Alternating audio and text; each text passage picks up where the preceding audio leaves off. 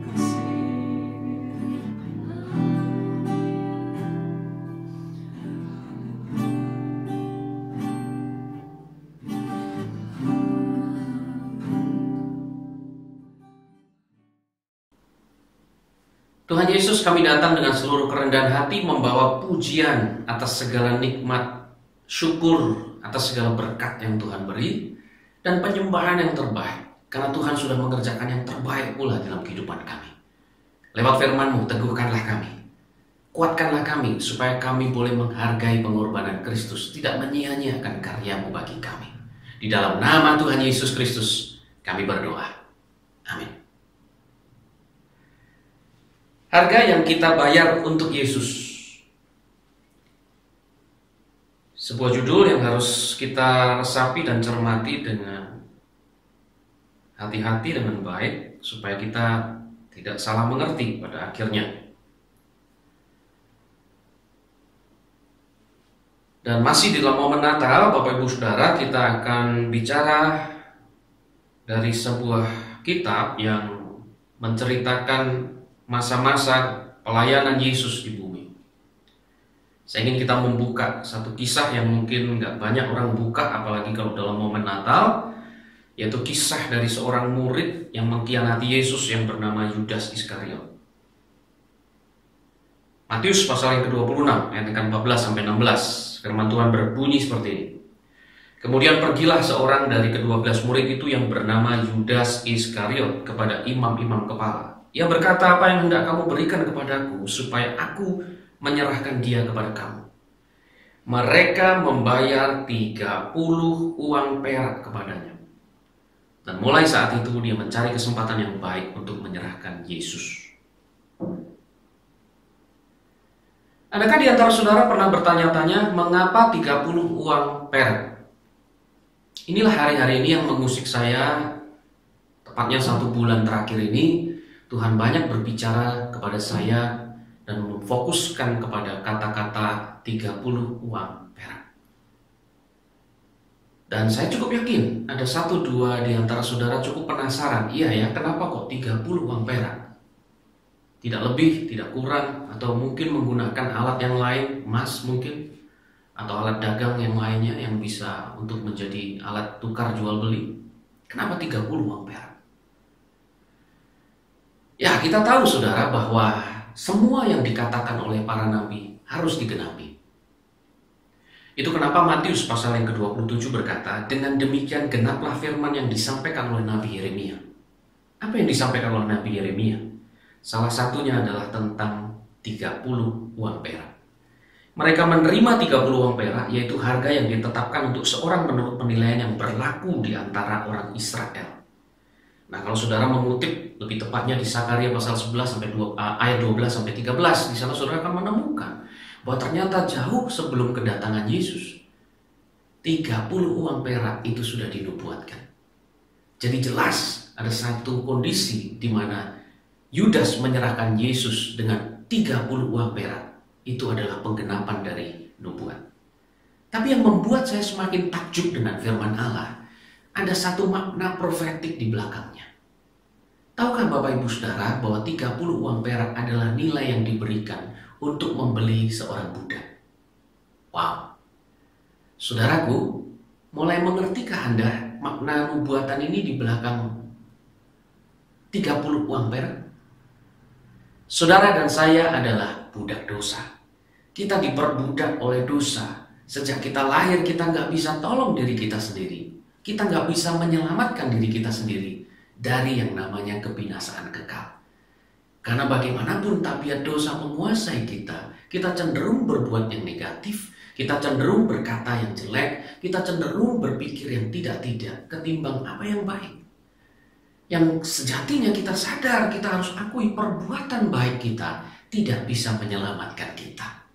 Saudaraku, di sanalah Kristus lahir. Kristus berkarya buat saudara dan saya. Mati di atas kayu salib buat saudara dan saya.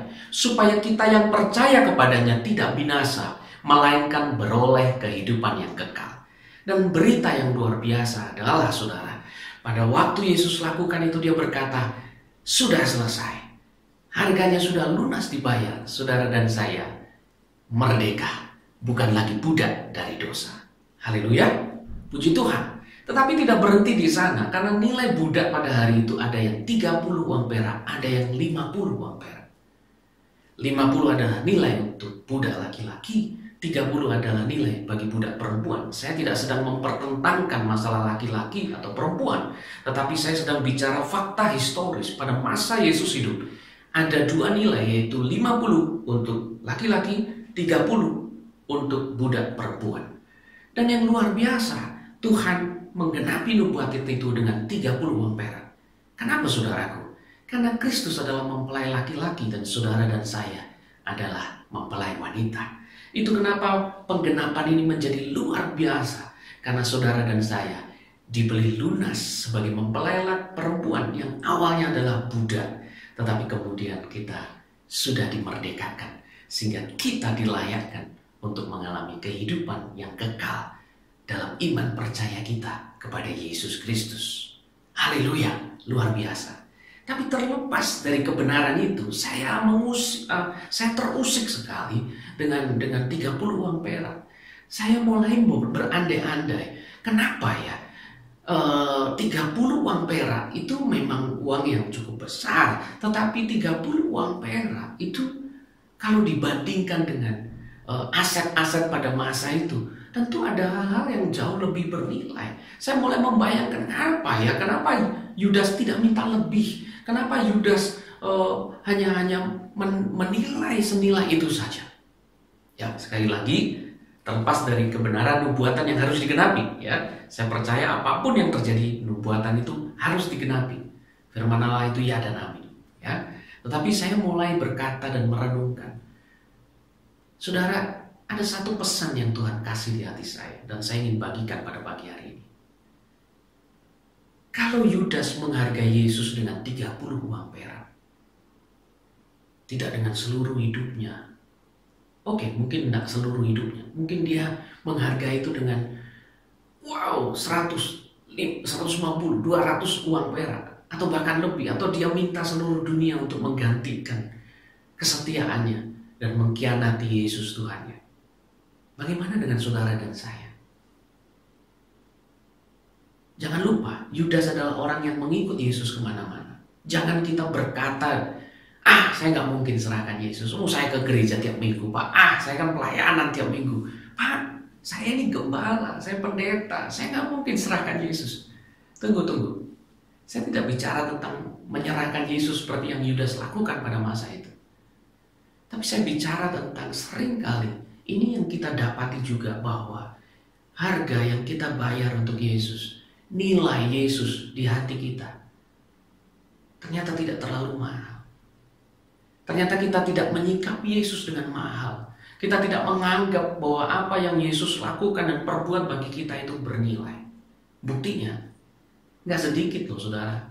Gak sedikit hari ini kita melihat orang meninggalkan Yesus, meninggalkan iman percayanya karena cuma pengen naik jabatan, mesti ganti agama, mesti ganti KTP, dan mereka Nggak sedikit loh saudara hari ini yang karena perempuan, karena laki-laki jatuh cinta buta, sampai berkata bahwa nggak Yesusan dulu nggak apa-apa. Mereka rela tinggalkan itu untuk demi pasangan yang nggak seiman. Gak sedikit loh saudara hari ini rela untuk terima beasiswa ke luar negeri, tapi harus pindah agama, harus menolak, tidak mengaku Yesus. Fine. Saudara lihat, ada begitu banyak fenomena yang menunjukkan bahwa kita sebenarnya tidak menganggap Yesus bernilai. Harga yang kita tetapkan untuk Yesus tidak lain seperti Yudas, hanya 30 keping perak. Saudara, kalau kita ditanya hari ini, berapa harga yang kita bayar untuk Yesus? Saya tidak sedang mengatakan Yesus adalah objek jual beli. Oh, tidak. Biarlah itu jauh dari hati saya. Itu kenapa dari tadi saya berkata, cermati, resapi ini dengan benar, supaya kita tidak salah mengerti. Yesus tidak pernah menjadi objek tersebut. Ya, karena dia pemilik segala sesuatu, dia tidak layak untuk kita jadikan sebagai objek jual beli kita. Tidak. Bukan itu maksud saya. Saya sedang berkata kepada saudara, pesan firman Tuhan hari ini kira-kira, apalagi dalam momen Natal kita mengingat kelahiran Yesus, Kalau dibandingkan dengan apa yang kita punya, apa yang kita miliki, atau apa yang sedang kita kejar, berapa harga yang kita bayar untuk Yesus? Seberapa berharga sih Yesus di hati kita? Jangan buru-buru menjawab, karena akan ada beberapa pertanyaan dalam perenungan firman Tuhan hari ini. Renungkan baik pertanyaan ini. Jawab pribadi lepas pribadi, jangan suruh istri yang jawab, jangan suruh anaknya yang jawab. Jawab sendiri. Dan mari kita akan lihat berapa harga yang kita bayar untuk Yesus. Pertanyaan pertama yang perlu kita renungkan. Kalau kita mau melihat seberapa berharganya Yesus di dalam hidup kita, berapa harga yang kita bayar untuk Yesus? Apakah Yesus begitu bernilai di hidup saudara atau tidak? Renungkan, apakah kita sudah mempertanggungjawabkan semua kepercayaan yang Tuhan berikan? Saya ulangi, renungkan baik-baik saudara. Apakah Anda dan saya sudah mempertanggungjawabkan dengan baik semua kepercayaan yang Tuhan beri? Mari kembali kepada Yudas Iskariot. Dia menolak Yesus, dia menghargai Yesus dengan 30 uang perak. Dia tinggalkan Yesus, dia khianati Yesus. Kenapa saudara? Yohanes 12 ayat 6 mencatat, Yudas Iskariot adalah tipikal orang yang tidak bertanggung jawab dalam kepercayaan yang Yesus berikan. Yohanes menulis bahwa Yudas Iskariot adalah seorang pencuri. Pada waktu dia menyikapi seorang perempuan yang meminyaki Yesus dengan minyak narwastu yang mahal, dia berkata, minyak narwastu ini kenapa gak dijual 300 dinar dan uangnya diberikan kepada orang-orang miskin? Hal itu dikatakan Yudas bukan karena Yudas memperhatikan nasib orang-orang miskin, melainkan karena Yudas adalah seorang pencuri. Yudas sering mengambil uang yang disimpan dalam kas yang dipegangnya.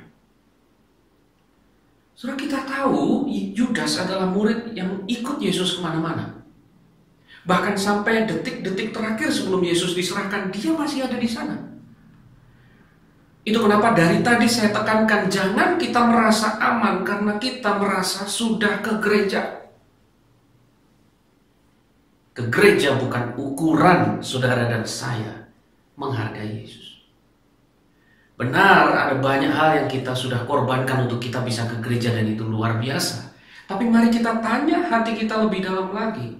Sungguh-sungguhkah kita menghargai Yesus? Karena saya menemukan ada banyak orang pergi ke gereja juga bukan untuk jumpa dengan Yesus. Kadang-kala jumpa sama pacar aja. Bahkan kadang-kala di tengah pujian penyembahan kalau kita ditanya kita nyembah, tapi yang kita pikirin yang lain.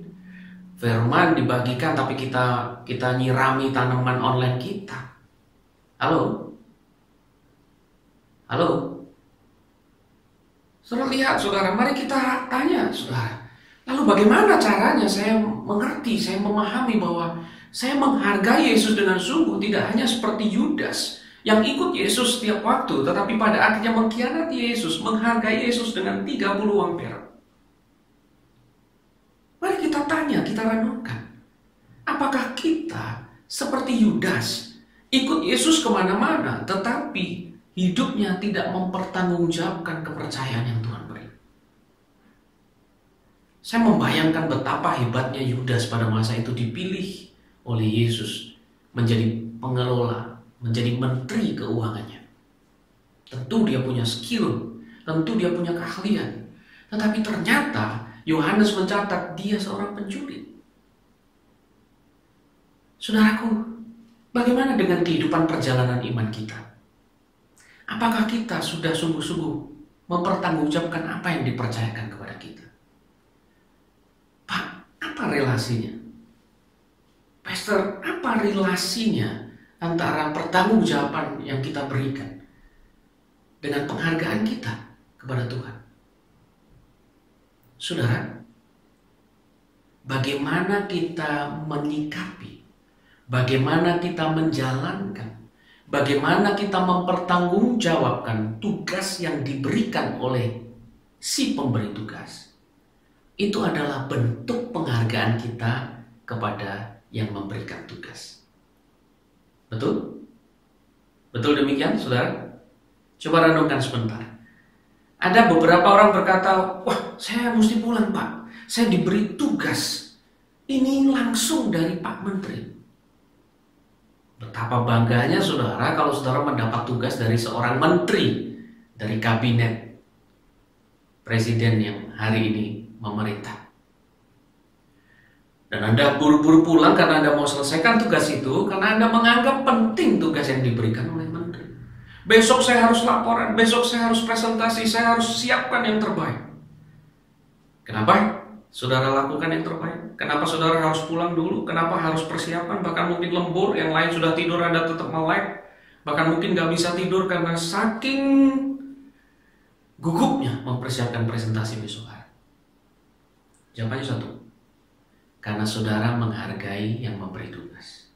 Gak main-main loh Pak, ini menteri. Tapi sebaliknya, tanpa merendahkan status ya, saya sedang berkata bahwa ada contoh-contoh yang terjadi di kanan kiri kita. Misal kita dapat pemberitahuan, ada kewajiban Pak RT di perumahan kita berkata, besok kumpul di balai jam sekian, ada seperti ini. Kita cenderung buang aja pesan itu. Kita merasa, biarin deh. Tetangga lewat depan rumah tanya, Pak besok datang nggak? Enggak tahu, lihat ntar aja. Loh, penting loh. Biarin deh, gampang Pak RT aja kok. Saudara lihat Bapak Ibu Saudara, seringkali kita tidak melakukan sesuatu, menyikapi tanggung jawab yang diberikan, karena kita tidak menghargai yang memberi tanggung jawab. Halo? Makanya selalu saya mengingatkan jemaat Tuhan, tanggung jawab apapun yang dipercayakan Tuhan kepada engkau, kerjakan yang terbaik. Karena bagaimana kita mengerjakannya, itu bukti penghargaan kita ke Tuhan. Bagaimana kita mempertanggungjawabkan tugas yang diberikan, itu adalah bukti penghargaan kita kepada si pemberi tugas. Betul. Nah, bagaimana dengan hari ini? Ada banyak orang pengen menikah, belum dapat jodoh. Saudara sudah menikah, punya istri, punya anak. Masihkah saudara menghargai, mempertanggungjawabkan tanggung jawab Anda itu dengan baik? Dulu, sebelum pacaran aja, sebelum dapat, saudara berdoanya minta ampun untuk jodoh. Begitu dapat, begitu menikah, berangsur-angsur saudara tidak pelihara dan pudar kasih mesra di dalam rumah tangga. Seberapa banyak bapak-bapak hari ini begitu kikuk untuk berkata I love you, untuk berkata hanya sekedar thank you to your wife. Padahal dulu sedikit-sedikit dia lakukan ini, you say I love you. Sedikit-sedikit dia lakukan ini, you say thank you. What about now? Bagaimana dengan hari ini? Apakah kita masih mempertanggungjawabkan tanggung jawab kita sebagai seorang suami dengan baik? Mungkin kalau ada di antara Bapak Ibu Saudara mengikuti ibadah ini bersama istri, why don't you say thank you to her? Kenapa engkau nggak katakan I love you? Mungkin itu adalah satu kata yang ditunggu oleh istrimu sekian lama setelah 10 atau 20 tahun menikah. Atau di antara Bapak Ibu Saudara menyadari banyak orang pengen anak, saudara dia anugerahi anak. Saudara masih ingat pertama kali anak pertama itu lahir? Begitu menilai itu berharga. Tapi berjalannya waktu, kita lupa dengan tanggung jawab kita sebagai orang tua. Kita lupa punya waktu dengan mereka, kita lupa untuk meluangkan waktu dengan mereka. Kita mulai berkata, saya sibuk, saya masih ada kerjaan. Pak, kalau saya nggak cari kerja mati loh. Anak-anak ini juga mati loh, nggak makan loh. Sesibuk itu kan? Setidak punya waktu itu, Saya tahu saudara, Anda pasti punya alasan tertentu kenapa Anda tidak bisa meluangkan waktu. Mungkin Anda merasa kaku, Pak awkward, sudah lama saya nggak dekat sama anak-anak, sudah lama saya nggak ngobrol sama mereka. Tapi saudara tahu kalau saudara nggak pernah mengambil risiko untuk memulai, hubungan Anda dengan anak tidak akan pernah baik. Dan kalau satu kali Tuhan tanya kepadamu, hey, how about you? Bagaimana dengan peranmu sebagai seorang ayah? Kamu sudah lakukan yang terbaik belum? Kamu bertanggungjawabkan belum? Kamu sudah duduk dengan anak saudara. Kenapa enggak saudara peluk dia? Kenapa enggak saudara ajak dia habis ibadah, ayo keluar bentar hangout ngobrol. Taruh handphone saudara. Ngobrol sama dia. Halo? Dalam banyak hal, dalam pekerjaan di kantor juga, sudahkah saudara beri yang terbaik? Sudahkah saudara mempertanggungjawabkan kepercayaan yang diberi? Karena bagaimana kita menyikapi itu penghargaan kita kepada otoritas kita. Dan kita tahu otoritas tertinggi kita adalah Tuhan. Apalagi dalam pelayanan. Ada banyak orang pilih-pilih pelayanan. Maunya yang kelihatan, mau yang gampang tenar, maunya WL, maunya jadi ketua panitia. Kalau dipercaya bagian perlengkapan, cuma perlengkapan. Wow. Saudara tahu kan Anda? Pada saat saudara dipercaya perlengkapan dan saudara lakukan yang terbaik, saudara sedang menghargai ketua panitianya. Halo? Ayo kita balik, kalau saudara ketua panitia, tim Anda kerja yang terbaik, Anda merasa dihargai bukan? Demikian juga pada saat sebaliknya Anda dipercaya perlengkapan, jangan kemudian berkata, sepele, digampangin, diremehin, saudara jangan. Itu menunjukkan penghargaan kita kepada ketua panitianya, dan bukan berhenti di sana. Sebetulnya saudara sedang menghargai otoritas di atas segala otoritas. Yang memberikan otoritas tersebut kepada ketua panitia itu Tuhan sendiri. Tapi repotnya kita tuh suka gitu. Kita suka menilai kalau yang kecil-kecil, kalau yang nggak kelihatan, kalau yang repot kita nggak mau. Kita mau enaknya aja. Lebih lucunya lagi, saya berkali-kali berkata, dikasih pertanggungjawaban, dikasih kepercayaan dalam hal kecil nggak bisa, tapi menuntut kepercayaan dalam hal besar, bagaimana bisa? Maunya jadi WL, jadi singer aja nggak pernah datang latihan, jadi singer aja datangnya telat-telat, mau jadi WL. Gimana mau memimpin menyembah Tuhan? Ada yang pengen jadi ketua panitia, jadi si perlengkapan aja nggak dikerjakan dengan baik. Jadi si perlengkapan aja sering nggak datang meeting, nggak pernah update hasil meeting. Tapi getol pengen jadi ketua panitia. Sangat lucu, saudara. Jadi poinnya sekali lagi, kecil atau besar, remeh atau tidak remeh di hadapan manusia, pertanggungjawabkan dengan benar. Itu menunjukkan bagaimana saudara menilai dan menghargai Yesus yang memberikan kepercayaan itu kepada Anda dan saya. Sekali lagi, kita bertanya, sudahkah saya mempertanggungjawabkan dengan baik semua kepercayaan yang Tuhan berikan? Pertanyaan yang kedua, renungkan baik-baik. Apakah kita sungguh-sungguh hidup dalam pertobatan?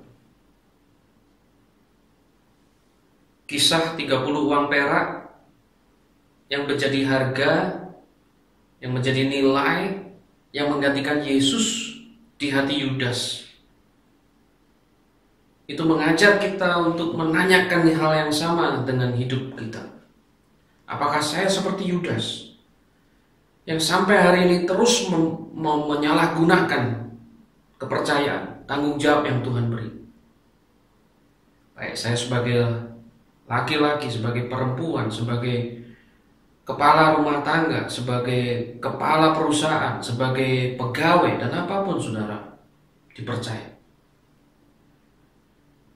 Yang kedua kita perlu bertanya, apakah kita sungguh-sungguh hidup dalam pertobatan? Yohanes 13 ayat 21 berkata, setelah Yesus berkata demikian, ia sangat terharu, lalu bersaksi, aku berkata kepadamu, sesungguhnya seorang di antara kamu akan menyerahkan aku. Jadi ada peringatan, saudara. Selalu ada peringatan yang diberikan oleh Tuhan. Ada tanda-tanda di kanan kiri kita yang mengingatkan kita bahwa kita ini sudah mulai menyimpang jalannya. Tapi Alkitab mencatat di ayat yang ke-25 selanjutnya, murid yang duduk dekat Yesus itu berpaling berkata kepadanya, Tuhan, siapa itu? Jawab Yesus, dialah itu yang kepadanya aku akan memberikan roti sesudah aku mencelupkannya. Sesudah berkata demikian, dia mengambil roti, mencelupkannya dan memberikannya kepada Yudas anak Simon Iskariot. Dan sesudah Yudas menerima roti itu, ia kerasukan iblis. Saudara perhatikan lagi. Ya, saudara perhatikan lagi. Apa yang terjadi di sana, saudaraku? Yesus sudah berkata, orang yang kepadanya aku akan memberikan roti sesudah aku mencelupkannya, orang itulah yang menyerahkan aku. Dan yang luar biasa, sesudah berkata demikian, dia mengambil roti, mencelupkannya dan memberikannya kepada Yudas. Kalau saudara ada di posisi Yudas, coba renungkan sebentar. Kalau saudara ada di posisi Yudas, saudara terima roti itu enggak? Enggak dong. Karena Yesus sudah bilang, orang yang rotinya tak celupkan, tak serahkan orang itu. Saya kalau ada di posisi Yudas, saya rada pinter nih gitu ya. Saya akan berkata, oh jangan saya dulu deh Tuhan, Petrus dulu. Supaya apa? Supaya Petrus jadi yang tersangka kan gitu. Tapi tidak demikian. Alkitab berkata, apa yang hendak kau perbuat, perbuatlah dengan segera. Dan seketika itu, Yudas kerasukan iblis. Dalam bahasa yang digunakan oleh kitab Injil yang lain, masuklah iblis di dalam hatinya. Ini menjadi pertentangan, saudara. Pro dan kontra, di mana orang melihat, oh orang Kristen bisa ya dirasuki iblis. Orang percaya bisa ya kerasukan. Bapak Ibu Saudara, kalau Yesus benar-benar tinggal di hati kita, Yesus tinggal bertahta atas hati kita, saya percaya tidak ada roh lain yang lebih besar daripada Dia, yang mampu masuk dan merebut hati kita dari Dia, kecuali satu hal, kalau kita mengizinkannya. Halo? Sering kali iblis berbuat jahat atas kehidupan kita karena kita yang kasih pijakan. Kita tidak mengizinkan pertobatan terjadi dalam kehidupan kita. Kita tidak mengizinkan firman tinggal dalam hidup kita. Kita mengizinkan kejahatan ada di hati kita. Itulah yang menjadi pijakan buat iblis. Ya. Jadi jangan salah mengerti dengan firman Allah. Apalagi Bapak Ibu Saudara mulai mencampur adukan pengajaran firman Allah dengan pengajaran-pengajaran dunia, dengan filosofi-filosofi dunia, dengan tafsir-tafsir dunia. Ada yang bilang, tuh makanya rumah tuh kasih kaca yang banyak, biar kalau setan masuk lihat wajahnya sendiri, dia takut, dia pergi dari hidupmu, dia pergi dari rumahmu. Wah, enak banget saudara kalau rumah dikasih kaca banyak terus setan gak nyentuh rumah kita. Halo? Saya melihat mereka yang pasang kaca banyak di rumah juga hidupnya juga gak mulus-mulus amat. Ya? Ada yang bilang pelihara binatang ini supaya setan takut. Come on! Alkitab ngomong gitu gak? Atau pernah ada orang yang ngomong gitu sama Anda? Mana dasar Alkitabnya? Saudara, seringkali kita salah mengerti di sini. Saudara lihat, Yudas masuk iblis, masuk kejahatan dalam hatinya. Itu karena Yudas kasih tempat. Karena Yudas izinkan iblis untuk berpijak di hatinya. Gimana caranya? Pada saat dia tidak mengizinkan firman Allah berkuasa di hidupnya. Dengan kata lain, dia tidak mau bertobat. Peringatan sudah diberikan, bahkan beberapa kali. Bahkan di dalam Matius yang baru saja kita baca ini saja, berkali-kali Tuhan berkata, dalam Yohanes, dalam kitab Yohanes yang baru saja kita baca ini, 1-2 kali Tuhan berkata, ada peringatan di situ. Tapi nggak mau bertobat. Bandingkan dengan Petrus. Bandingkan dengan Petrus. Lukas pasal yang ke-22. Saudara, kita tahu Petrus juga jatuh. Tapi Alkitab mencatat seperti ini. Ayat 31-32 berkata gini. Simon, Simon, lihat, iblis telah menuntut untuk menampi kamu seperti gandum. Tetapi aku telah berdoa untuk engkau supaya imanmu jangan gugur. Dan engkau, jikalau engkau sudah insaf, kuatkanlah saudara-saudaramu. Wow. Bapak Ibu Saudara, ada peringatan lagi yang Tuhan berikan kepada Simon. Setiap kita punya problematikanya sendiri-sendiri. Setiap kita punya celah untuk iblis kemudian masuk menguasai hidup kita. Tapi sekali lagi, apakah masuk iblis dalam hidup kita atau tidak? Apakah iblis bercokol atas hati kita atau tidak? Itu bukan ditentukan dengan barang yang saudara tempel di rumah saudara. Ya. Yang tadi saya bilang, mau nempel kaca lah, mau nempel fotonya Yesus lah, yang mau taruh patung salib lah di mana-mana tempat di rumahmu lah.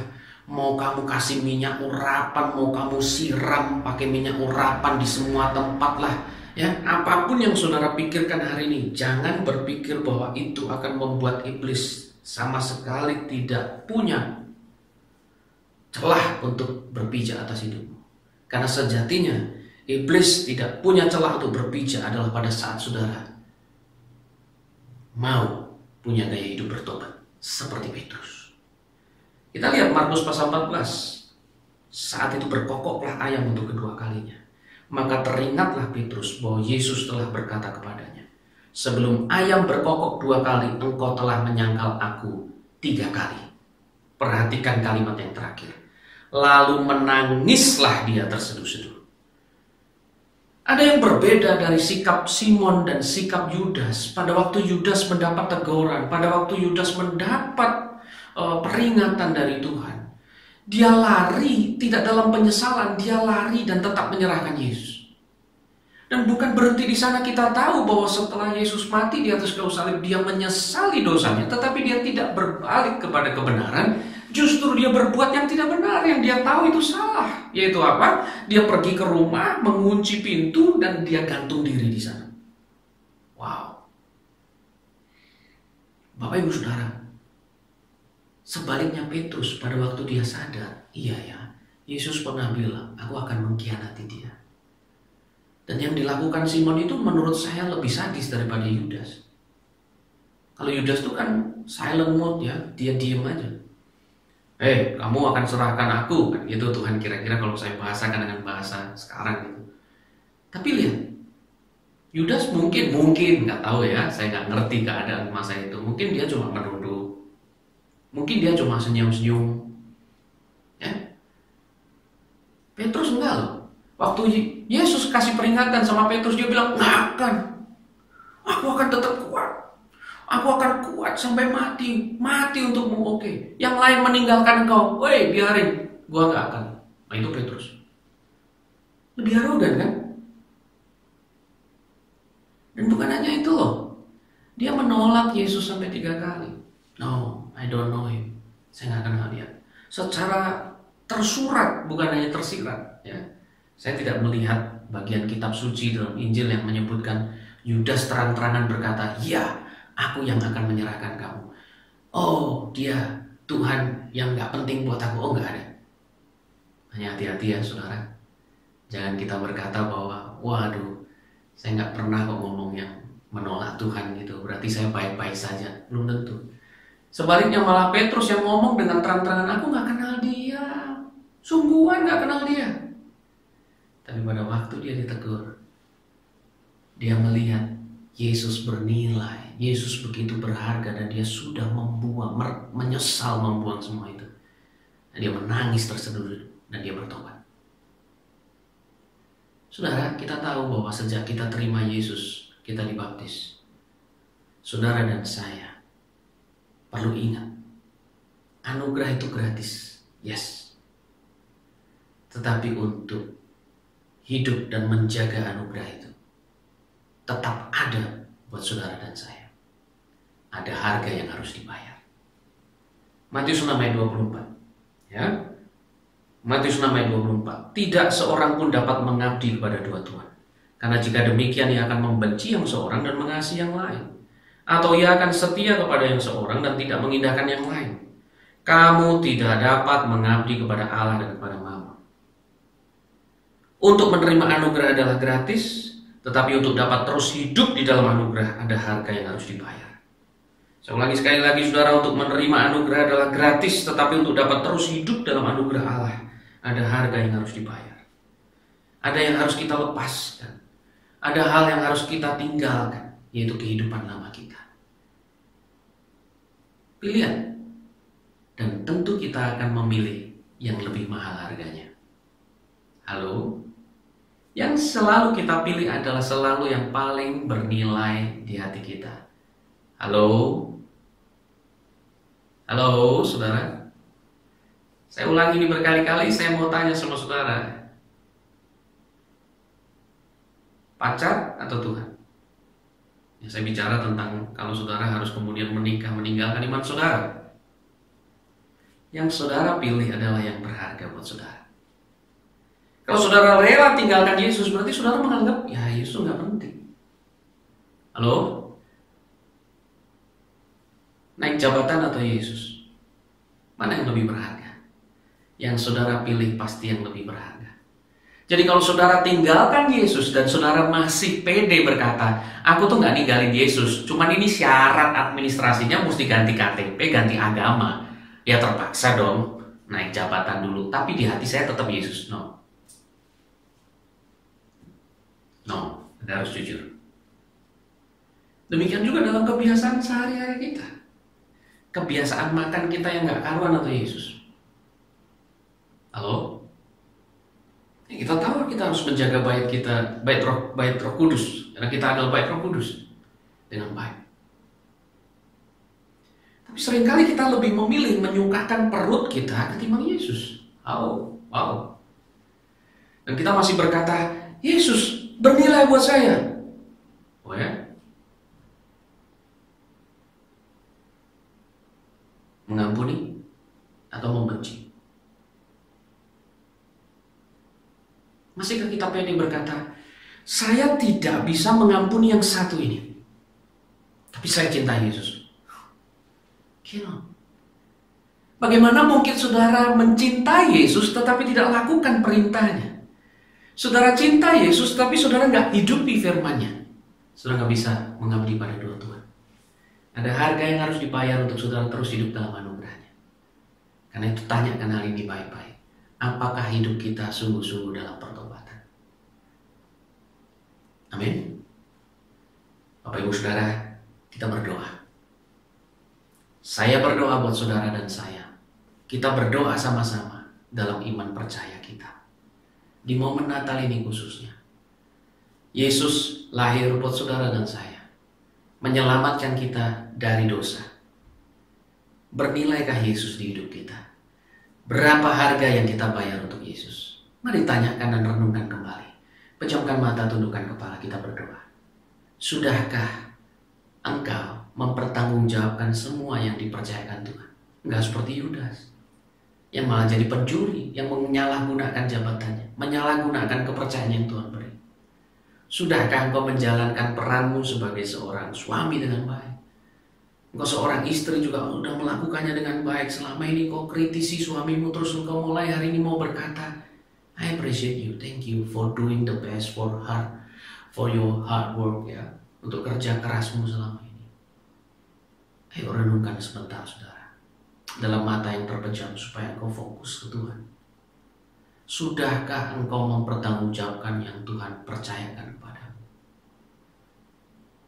Oh Yesus, haleluya, Tuhan berbicara kepada setiap kami. Dan sudahkah saudara hidup dalam pertobatan? Sudahkah saudara berani mengambil risiko untuk memilih membayar harganya? Memilih Tuhan Yesus karena Yesus lebih berharga. Memilih firman karena firman lebih berharga ketimbang kenikmatan dunia, ketimbang kesukaan dunia, timbang hanya sesuatu yang bersifat sementara. Mana yang saudara pilih? Hidup dalam hidup yang lama atau hidup yang baru? Disitulah saudara melihat, oh sejauh ini loh, seberharga ini loh Yesus di hati saya. Bapa di surga, Engkau berbicara kepada setiap kami lewat firman-Mu. Dan biarlah setiap kami menyadari benar hari ini. Kami nggak gampang-gampang berkata, oh aku pede kok, aku cinta Yesus. Oh aku sudah sungguh-sungguh kok sama Tuhan. Tapi biarlah hidup kami berjaga. Yang kemudian jangan sampai kami ini mengiring Yesus, merasa aman, merasa pede, merasa baik-baik saja. Tapi pada akhirnya malah berakhir seperti Yudas, menjual Engkau hanya dengan 30 uang perak. Engkau begitu berharga, Engkau begitu bernilai bagi kami. Dan biarlah kami tidak kehilangan itu, karena kami rutin, kami disiplin untuk mengingatkan diri kami. Apakah kami sudah bertanggung jawab dengan yang Tuhan percayakan? Sekalipun itu kecil, sekalipun itu masih begitu remeh. Dan apakah kami sudah sungguh-sungguh menghidupi firman, belajar setiap hari, bertobat setiap hari.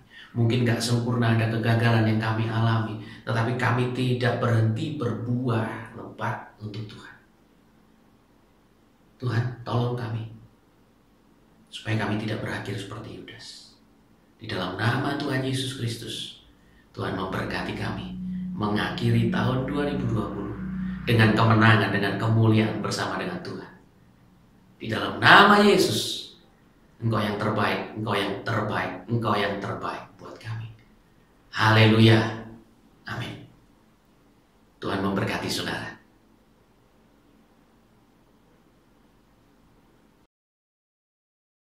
Saudaraku, angkatlah kedua tanganmu tinggi. Terimalah berkat dari Allah Bapa, cinta kasih dari Tuhan Yesus, dan persekutuan di dalam Allah Roh Kudus menyertai engkau hari ini sampai selamanya, sehingga engkau kuat dalam mempertanggungjawabkan apa yang dipercayakan kepadamu, sehingga engkau hidup dalam pertobatan setiap waktu. Di dalam nama Tuhan Yesus Kristus, berkat Allah yang utuh tercurah tinggal atas hidupmu. Amin.